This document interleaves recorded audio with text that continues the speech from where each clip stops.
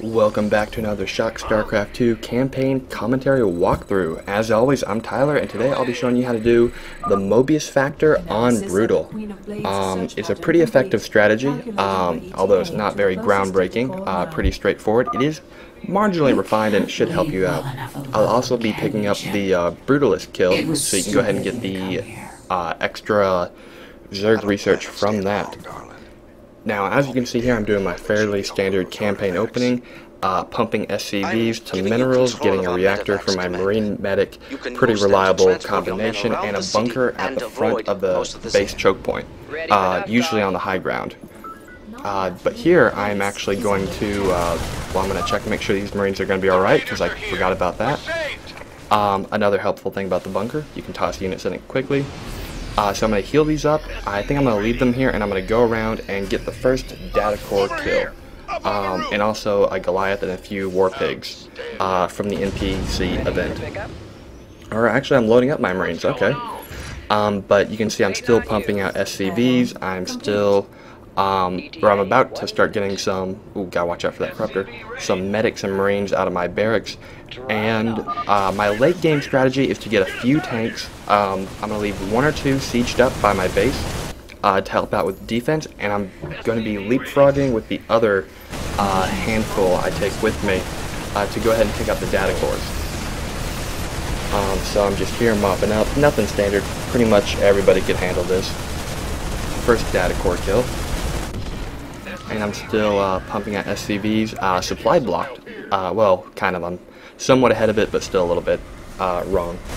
One thing to point out, you probably don't want to queue up, or it's not probably don't, you don't want to queue up a lot of units from one building, because while your units are waiting to be produced, it's minerals that are kind of in like a limbo land. They're not immediately being deployed on the battlefield, and you can't use them for other things. So going ahead and being a bit more disciplined about only having one or two units queued up can help out a ton. So I will be going for the Hercules this mission. If you haven't picked it up and got the Predator, can't blame you. It's a sweet unit, although not quite effective. The Hercules, this is the first time I've ever really relied on it for a mission. It can hold, I think, like 2 or 3 trillion units. Realistically, more towards like 255 like unit spaces, but it's still pretty insane. It's got a ton of hit points. It can rapidly deploy units right onto the battlefield, and if it gets shot down, units will land on the ground a little bit weakened, but they'll still be there. So right here I'm doing a very poor thing and dropping my Goliath. Ooh, I picked it up right into the middle of a combat field. So pretty much I was just trying to get it killed.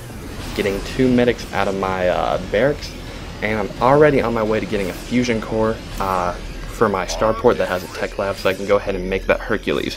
Because the only downside to the Hercules, comparing it to the medevac, is it can't heal. But if you go that Marine Medic composition, you'll be covered there. So it's pretty robust. And although there isn't a lot of opportunity to use it in the campaign, it's still great to use when you finally get those few chances to use it. Now, I'm sure the strategy may not be the fastest. It's still pretty quick. It only took me 14 minutes or so to go ahead and take care of the entire level. The advantage is it's really stable. I did this is one of the first missions I just completely blew through my first playthrough. And not just like getting it done the first time through, but I did it and I completely got through, and it felt really stable at the end. Like my base wasn't burning on fire, and it wasn't like a base race like right to the finish. I got it done, and it was pretty stable, pretty effective, and it felt like I could have gone on for quite a bit longer if need be. I think this particular example, though, is the contrast to that. I think my base is in not very good shape by the end of the video. But I am moving out. I'm going to go ahead and pick up this Marine, or War Pig rather, I think. Yeah, it looks like a War Pig. And a Goliath. And I'm just going to very calmly, casually, and slowly take out this little alleyway. There's a Corruptor that comes by and hits a medevac, or a Mutalist. Nope, Mutas and Corruptors. So keep your medevacs kind of safe, because while the Hercules is better in almost every aspect, they still can heal, and having extra healing people, or healing ships, for that matter, is always nice to have. No reason to let something die if you don't have to. But while I've been talking over there, I realized my base is under attack.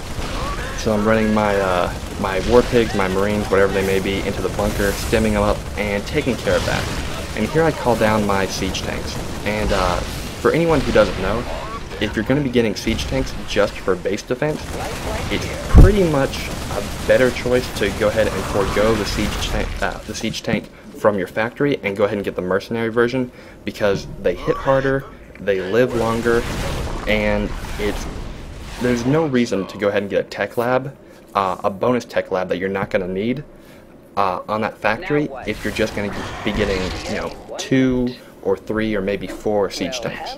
For whatever reason. If you're going mass siege tank, obviously, the factory is the way to go, because the mercenary factory, building, depot, or whatever you want to call it, can't support a number like that. But it is pretty much a better idea to go ahead and get them from the mercenary tavern if you're using them solely for base defense. So right about now, I'm about ready to move out and take care of the first real data core that matters, and not one of the fake facade ones.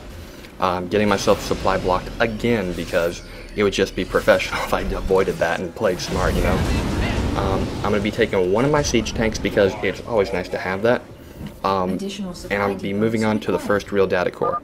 Now I will add that if you don't have the shaped charge upgrade that does reduced friendly fire damage by 75%, I would be very hesitant to bring a siege tank with me with the composition, the army composition that I have right now. It's largely infantry bio-based, and that siege tank splash would just be a killer, literally, if I didn't have that shaped charge. It's one of the most valuable upgrades, I think, and I'm sure a lot of people will recognize that, but if you haven't gotten it yet, it's really handy to have, because without it, the only really effective use for a siege tank is right there, because any splash damage that the siege tank fires will be 100% without the upgrade, and it'll hit your bunker, which is okay.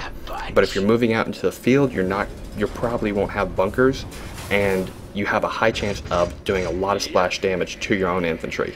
While it's not absolutely 100% vital that you have that upgrade, it makes things a lot easier, and it completely, well, not completely eliminates, but greatly reduces the, oh shoot, I kind of killed myself moment. So go ahead and do that. And I noticed on some of the videos, I've been getting questions like, how do you do the queue up command? Like, how do you have a bunch of units perform orders in sequence without having to tell them at each point?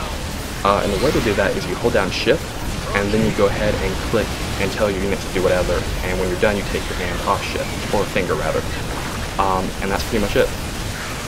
So as you can see here, I'm pretty much making an effective wall. I have marines and medics, which are great against everything but a baneling pretty much, or ultra, and they're great against air too, but I brought a couple of Goliath with me, really for fun. There's no real need for them. They're great against air and ground. If you have that upgrade that allows them to shoot both at the same time, they're pretty flexible, and I wanted to use them. I felt like I haven't used them a lot this campaign walkthrough, and I want to give them a little love, because they are a fun unit. I'm a big fan of them. But as you can see here, I pretty much waltzed right through that base. I took minimal casualties. I wasn't keeping track, but hardly any went down, which is always good. You want to be effective like that, and not have, a big shutout, or win the victory or win the battle by a small margin of victory. You want to have a large margin of victory, because winning and losing is one thing. Oh, no, let me see tank go down. Rinse it out.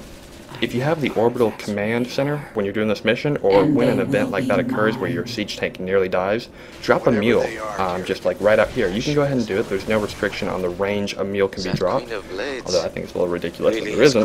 But that point aside, go ahead and do it, because I could repair that siege tank right to full. I could repair that Goliath, the one in the red, and I could probably take care of a few other minor repairs on my mech that should be done for 50 energy, and minerals of course, but 50 energy.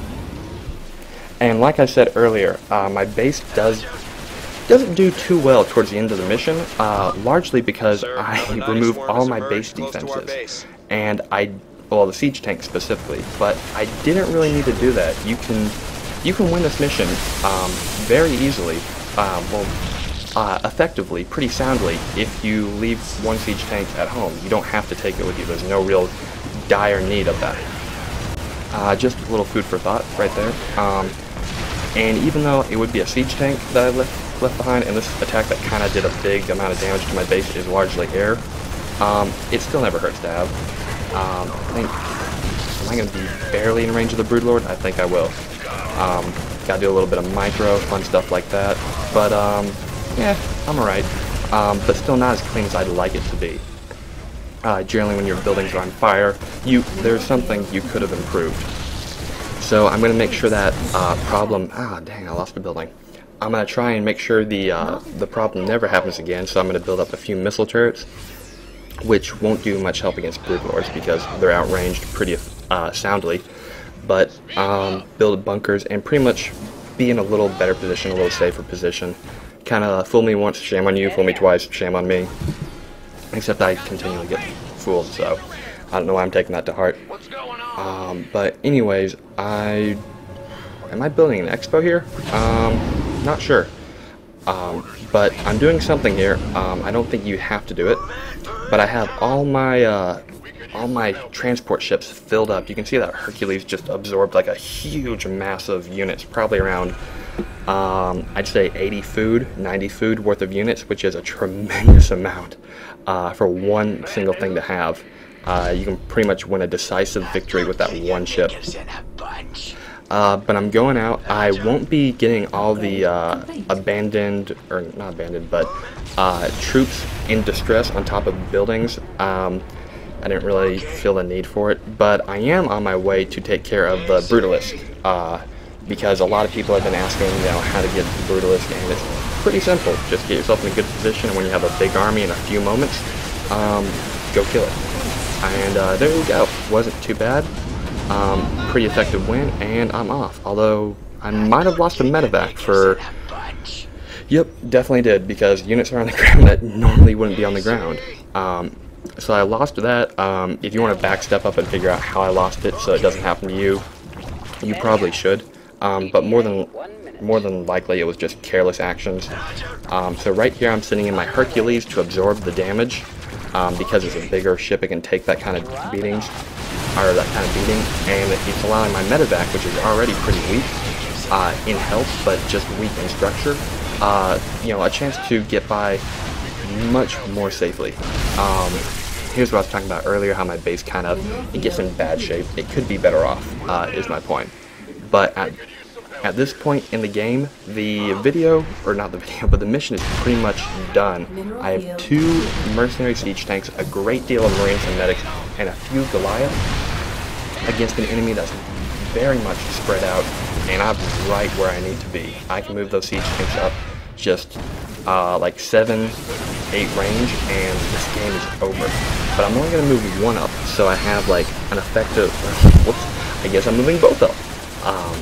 But I didn't need to do that because that 1 in back could have been like a secondary line of defense and got shots in on units that were around my other siege tank. Because if the siege tank's going down, you might as well have another siege tank. Pelt it with damage and get all that nice juicy splash damage. So I built an expo there for no reason. My base is in shambles, maybe, that might be what I call it. But the mission's about to be done. So this has been a campaign walkthrough. Once again, I'm Tyler, and I hope you enjoyed it. Good luck and have fun on your own attempt to get it done.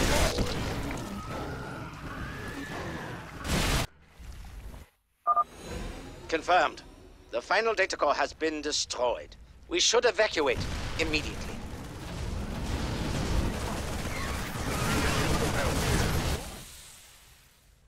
All right, Doctor. You want to tell me what